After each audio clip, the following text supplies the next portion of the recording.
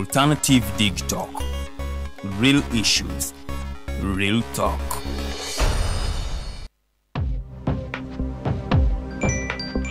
But at the church, Tawali man, what's up? Man, can you imagine people just dump everywhere? Someone drinks water and throws the bottle wherever. Come on, Rogers. What else do you expect people to do with an empty bottle? Simanye now, did you know that plastics take at least 450 years to decompose?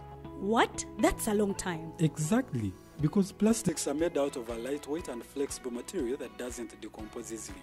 And plastics everywhere in the environment cause plastic pollution. What is plastic pollution now? It is the accumulation of plastic waste in the environment, like bottles, polythene bags, straws. All of these contribute to plastic pollution. I have been using them without knowing their effect. Yeah, a lot of people have. Plastics are a danger to the ecosystem, both on land and in water. So how can we overcome this problem? Is there something we can do? Oh yes, we can reduce by minimizing the use of plastics, reuse by repurposing them, or recycle by collecting and processing them into new products. Everyone wants to change the world, but no one wants to change themselves for the world. How about we change our habits for the world? And it starts with me and you. This message is brought to you by Alternative Digitalk.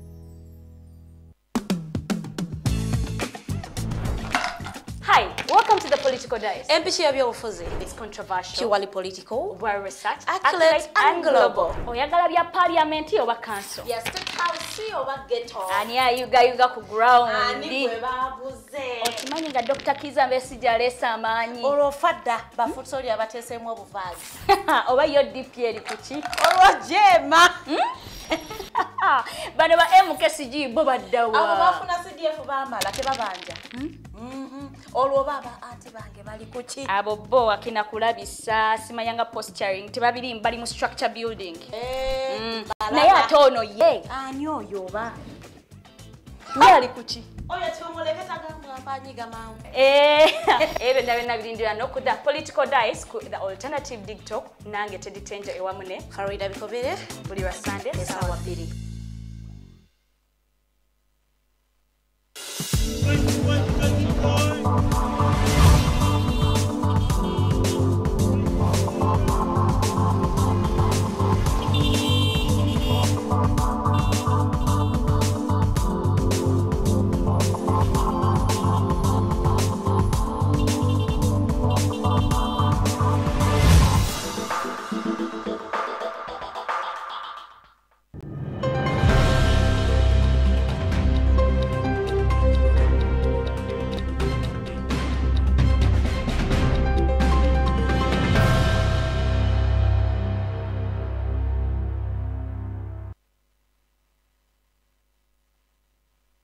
It is day 6 of the census process. Welcome to the show. It is the Mighty Drive. Farida Bikobere is my name. I'm bringing to you the global Mighty update. Simbaniriza mwenna ku show nebeera Mighty Drive naye tuba tusoosewo ko n'amawulire sobola okutambuzaamu eggwanga ng'oli mu ddiiro lyo obanga oli mu mmotoka yo oba ofiisi yo otegeere ebyafudde e Busoga, ebyafudde e Kampala, ebiri mu Parliament ate ebiri eri ewa Muzeeyi mu State House. Twalabye omukulu omu ng'agamba the law does not provide for the president to have 2 state houses ate n'abeera ne state lodges. So mba mbikuleetera mbikukuŋŋaanyiriza ne mbikuleetera so naawe ne weekuumira mu kumanya y'ensonga lwaki nkutegeeza nti we are live on Facebook.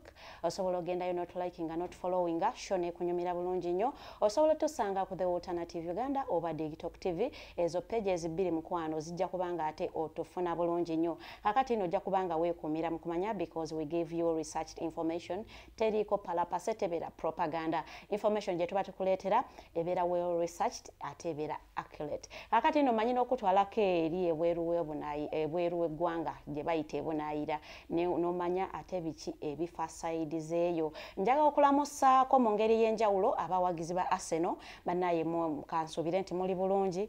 Kyemmanyi mukasinga Tottenham bannaye tiimu eyo it is one of the useless teams gye osobola okuwagira bannange naye nga njagala balamusaako kansuubire nti ate muli bulungi nnyo. Ennaku z'omwezi ziri 15 omwezi tuli mu Gwakutaano omwaka tuli mu 2024 olunaku lwakusatu wanebeera Women Crush Wednesday so nga global updates ziwedde nja kuba negattibwako Omumbejja Lilian ate ne guest waffe ow'olunaku lwaleero okuva eri FDC Najjanankumbi amanyi tulina ebiwayi bibiri ebya FDC tulina FDC Katonga ate ne FDC Najjanankumbi so omukulu ono ava mu FDC Najjanankumbi era ng'ayitibwa Saz Maliki omuntu ono y'omu ku abo abagenda mu kooti nga bawakanya ekyokubanga ab'e Katonga babeera ne National Delegates Conference so tugenda kubanga ate tunyumyamukko naye atubuulira ate ebitambula bitya we are nearing 2026 elections byo bibatambulira but how are they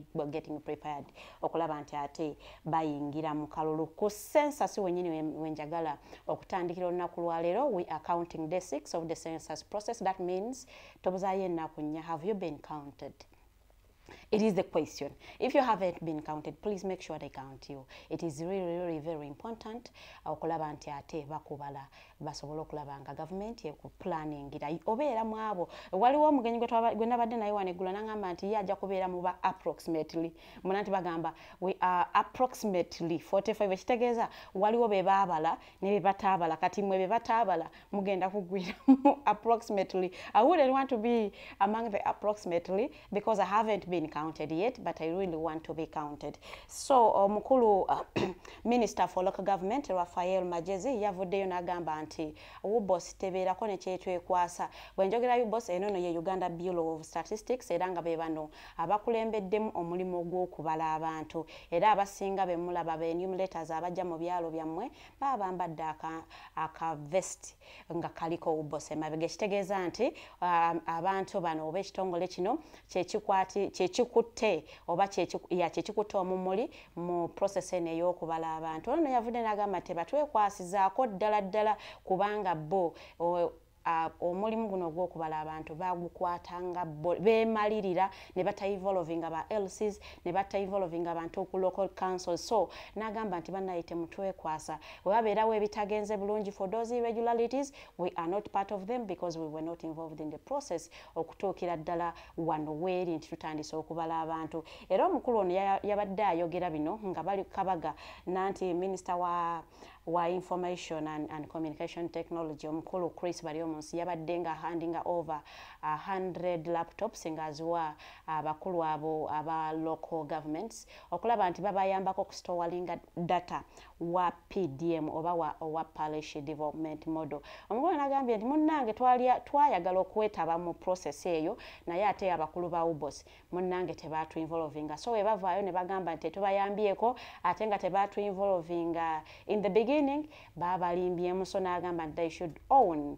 ebyo byonna ebiba bitagenze bulungi mu kubala abantu bano so I want to implore all Ugandans abatannabeera counted bannange okutandika okuba making sure omulaba nga atambula omugamba kamange mbala it is very important that you get counted because government ejja ku planninga kusinzira ku namba zibanaaba bazze mu kubala abantu bano so as we are counting day 6 of the process a lot of us haven't been counted yet. I do not know whether bagenda kuddayo mu parliament basabe extension ya some days okulaba nti ate all Ugandans get counted baleme kututeekamu approximately it is not really good nze saagalira ddala bintu byakubeera mu approximately era I have always said here if you don't count me you people I am going to become a problem to the government. I need to be counted because I am a very important Ugandan not to be counted. I am just saying as a responsible citizen and a Ugandan I have to be counted so sirabike waffe tebannatuuka ate nga tuli mu kibuga Kampala kati olwabali mu byalo it is very unfortunate but we pray that we all get counted for proper planning and budgeting so ngenda kubanga ate envaako kugulira lya census nzireko ate wali omukulu Katikkiro yavuddeyo n'ayambalira oba n'atabukira abo abavaayo okubanja Kabaka n'agamba nti bannange mwewuunyisa kubanga omutabanyi wa Kabaka yavaayo n'abategeeza nti banaye Kabaka antumye nzije njogereko gye muli mbategeeze nti gyali mulungi era ng'ali mu kugoberera eddagala n'agamba nti naye abantu ne bavaayo ne bamuwakanyiza ddala ne bagamba lwaki otugamba sigwa ino otugamba amawulire era n'agamba nti mwegendereze nnyo abantu abo abalaga nti babalumirirwa abasinga babeera n'ebigendererwa byabwe era n'atugerera akagero n'atugamba munnange omuntu ekintu ekinaakulyako amenvugo era kijjira ddala kuva mu kususa atandika okuyambako okusa kumbe nga ayina ekigendererwa kirala era ono yatubuulidde n'atugamba nti Kabaka gy'ali era agoberera atambulira ku biragiro by'abasawo bwebanga ate embeera gy'alimu temusobozesa kulabika mu bantu tebagenda kulaba nti ate bamuleeta era bw'anaabanga ate akkirizibwa okulaba nga alagibwa eri abantu era omukulu Katikkiro Charles Peter Mayiga kamala byonna yavuddeyo n'atugamba nti era bajja kubanga ate bamuleeta alabibweko mu bantu era n'alabula Abaganda oba Bannayuganda n'abagamba nti mwegendereze nnyo abantu abo abalaga ennyo nti baagala Buganda abasinga munnange ba pretenders birala ate bajja kubakozesa ensobi kubanga abamu kummwe mugoberera kiki ekiriwo ng'ate temusoose kutuula ne mufumintiriza naye ensonga eno yandibadde etya era ono yavuddeyo n'atugamba mmwe abasinga okulumirirwa Kabaka okusinga mukyala we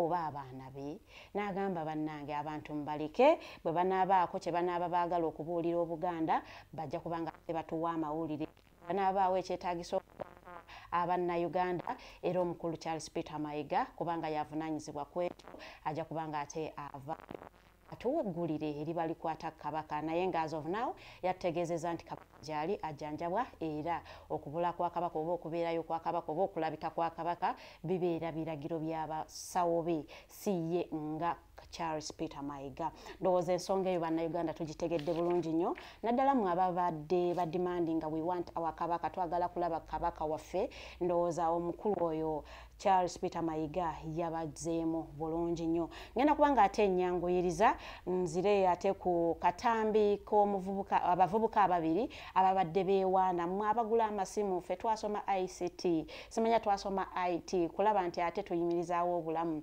era n'atulaga nti baleeta bakera ku makya ne baleeta ensawo ng'ejjudde amasimu ge baba bakubye ekiro ku bantu oba ge baba bannyakudde ku bantu ye n'atuula n'agatuulamu n'atereza ebintu n'akyusakyusa software kukkakana ng'essimu efuuse empya nga tosobola gitresinga awo no munnaye nga bagikwata nga bagitunda nga bagiguza omuntu omulala for this time round police yakitinze very fast era Bannayuganda babadde bavuddeyo nga balwaizinze nkosani nga bagamba Uganda police ndowooza ekintu kino mukiraba si kirungi nnyo okulaba nti ate omuntu omubbi avaayo ne yeewaana mu public nti nze banaye nziba because esente tezirabika so for that reason nkozesa amagezi gange najja mu ssomero okulaba nti nange neebezaawo era olunaku lw'eggulo poliisi yavuddeyo netulaga abavubuka bano nga bakutte bulungi nnyo negamba nti egenda kutandikirawo n'okunoonyereza ndowooza this time round we applaud police Uganda police for acting that swiftly nti baavuddeyo ne basobola okulaba nga ate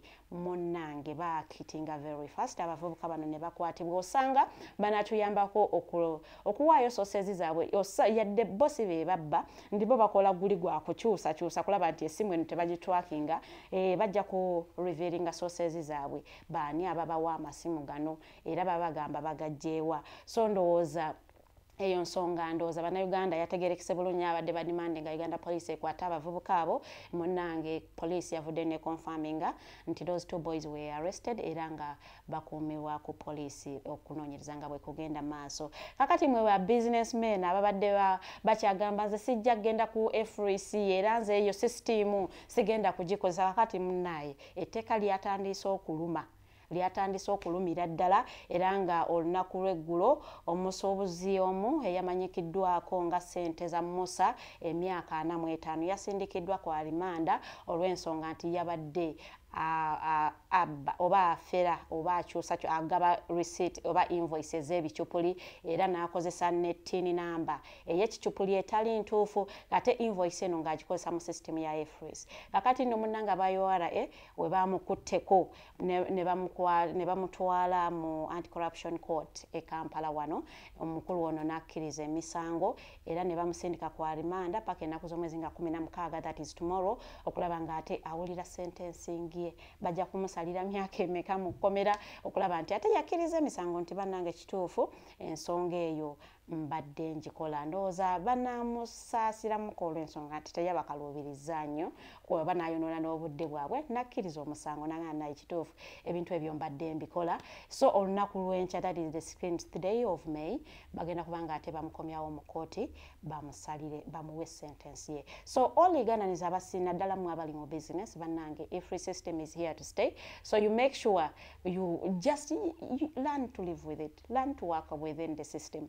Temuyina kya college unless you are going to go on a strike, which I don't think will take away the system because mwakola strike ne mugenda ne mwogera ne Mr. President n'abawa ensonga lwaki the system has to be here and why it has to be implemented and why you should be using it. So you should learn yadde kyekunyigiriza you should learn to use the system okulaba nti ate munnange tokomeekereza mukomera olw'okwagala okubypassinga ebintu ebimu toyagala bategere ssente meka obalina kugereka musolo gwenkanawa so for that reason nti babalazeeko nti etteeka lirumira ddala nno ate lyatandikidde ku basuubuzi abo abanenene banayisaaga sikibagaliza nti ate nammwe etteeka libatuukeko njagala ate mubeere bannayuganda abalina obuvunaanyizibwa it is not good okubeera nga toyagala sasula musolo so bannaaye system tujanirize kubanga it is here we don't expect it okulaba nti evaawo so abasuubuzi that is a call to you so okulaba nga ate munnange mubeera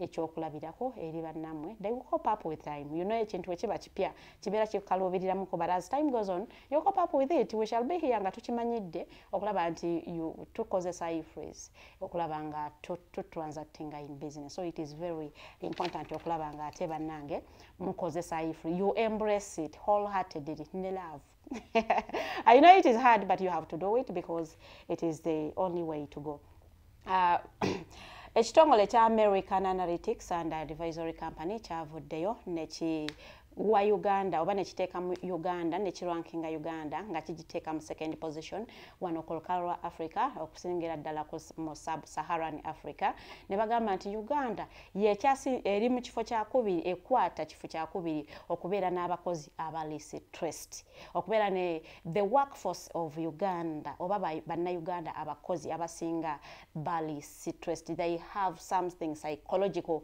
ekiba kibatawaanya era nga bano bavuddeyo ne bawa ensonga zaabwe lwaki abantu bano bali stressed naye ng'ensi eyakutte ekifo ekisooka yabadde Chad nono yabadde ne 57% of the population the working population nga bali stressed bano bavuddeyo ne bawa ensonga zaabwe era nga bategeezezzaako nti bakoncludinga data ono nga basamplinga in every country bali basamplinga abantu 1,000 that is 1,000 people nga bali mu working abakola abakozi so nga basamplinga abantu 1,000 ne bakubuuza how do you find your workplace biki so they came to find out that Uganda ekwata kyakubiri ate nga ekwata ekisooka ye Chad ate nga abali mu kifo ekyokusatu be ba Tanzania ate awo nno munnange naiba waffe wanene Kenya ali mu kifo kyabiri mu omu alina ku 31%. That means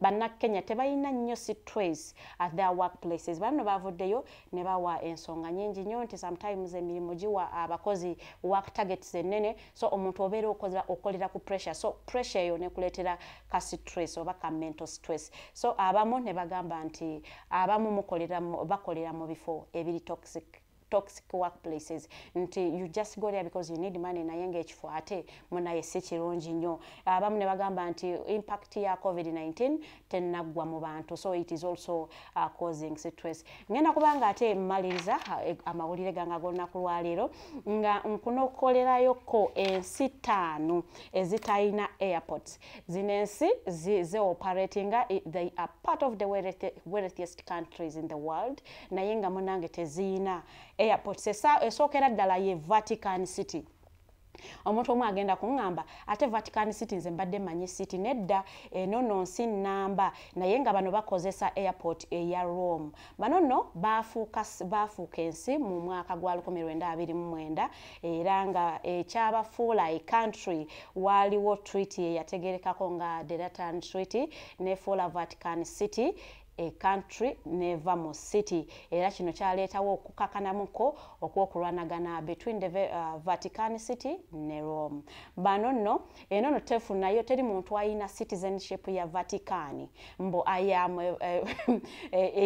citizen by birth mbo nazalibwa Vatican because there are no births there. Eyo tebazalirayo bantu tozalirayo mwana naye nno waliyo couples kinamanyikirwa nti eyo nensi it is one of the smallest countries era nga mulimu the whole population erimu abantu 840 people the whole population wanene Uganda nga bwe twewana mbo we are 47 millions. Vatican City erimu abantu 8 boka the whole population of the country. So no bano bali abamu ku nsi ezisinga obugagga era olutona kinamanyikirwa konti ensi eno erimu abantu yetuula Pope era nga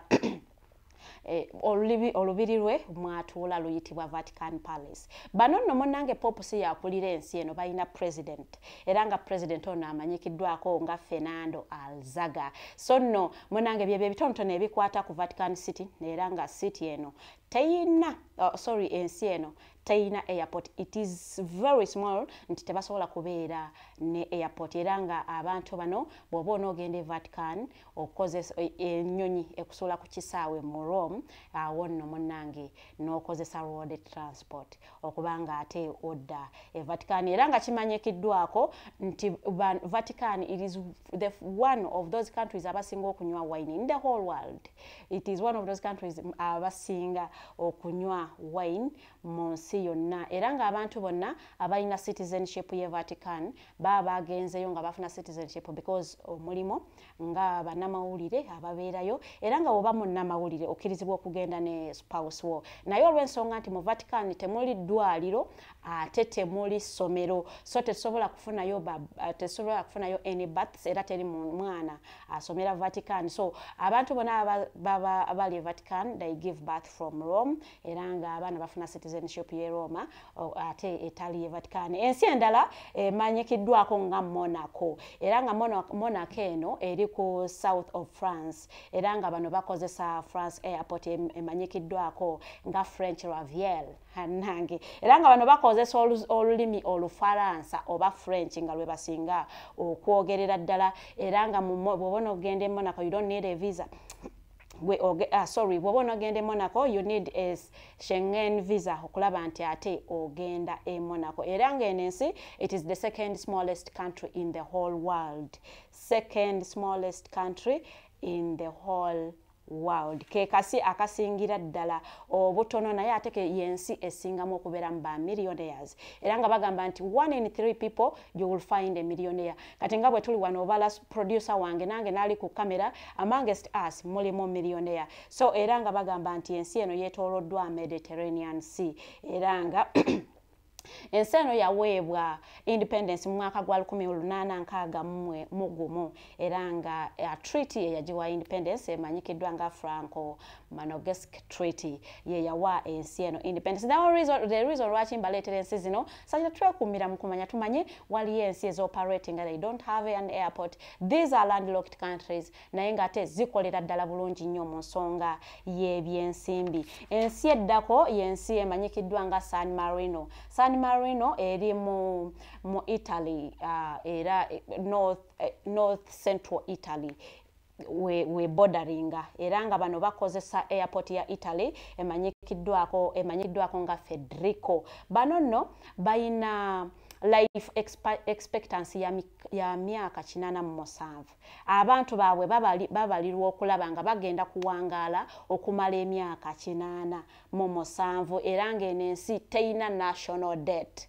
Munga kaneno Uganda bwe tugamba banange national debt erinnya nnyo. These ones they don't have a national debt. Tebaginaako ddala era nga bano munnange you don't need a visa okulaba nga ate o visiting ensi yaabwe teweetaaga visa ate nga it is a landlocked country era nga yafuna independence mu mwaka gwa 1862 era nga treaty eyagiwa independence emanyikiddwa nga the Treaty of Friendship and Cooperation. Enensi erimu abantu 3,330 zokka era nga yensi ekwata ekifo ekyokutaano okubeera ensi entono in the whole world. Ensi eyokuna nga maliriza emanyikiddwako nga Andorra. This one is sandwiched between France and Spain. Eri mu makkati awo, so kasi katono nnyo kali mu makkati era nga kakwata ekifo kya 16 ekyokubanga it is part of the smallest countries mu nsi yonna, naye nga kusinziira ku population ekwata kifo kya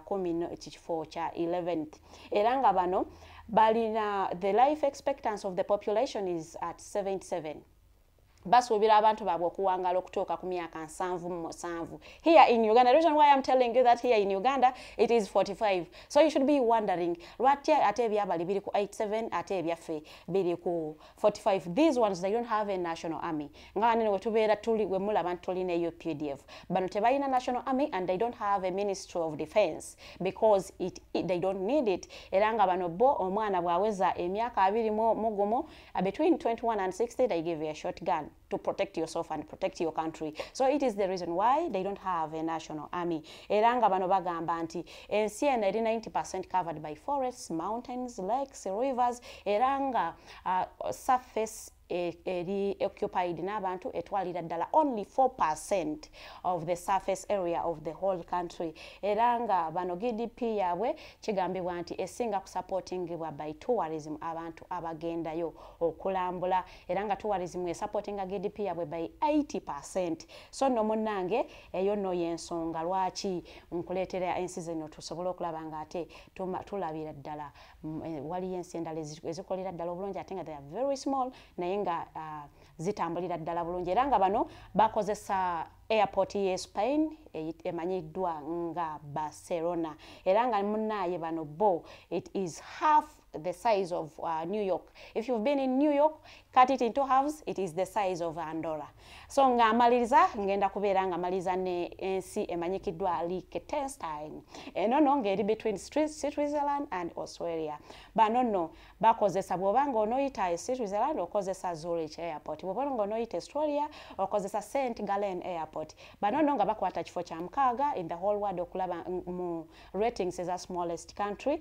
Era nga bano boogera olulimi olugirimaana. They use language as their German as their official language. Era nga bano nabo tebayina airport yonna naye nga they have they're called heliports. Omuntu wasobola okugenda then navaawo na joining ku Zurich airport. Bano nga balina abantu 39 gyokka era nga bano bakozesa Swiss francs, $6. Era nga 1 Swiss franc ebeeramu 1.1 US dollar. Kakati 1 Swiss franc ebeeramu 4,416 eza Uganda shillings. Kakati no munnange ezo zensi zenkuleetedde olunaku lwaleero zitayina airports but are doing well mu nsonga z'ebyensimbi. So gwe munnaye weefumitiriza weewoza Uganda lwaki tulina life expectancy at 45 and other countries have at 87. Era why you don't need a visa to go to those countries but you will need a visa or for the connecting flights okuyita mu nsi endala okulaba nga ate otuuka mu nsi zino nga San Marino, Andorra and all that. Ngenda kubanga mpumulamuko katono nnyo bwe nkomawo Omumbejja Lilian Luwedde ate n'omugenyi wange Saz Marik bajja kubanga baneegase. A very good morning.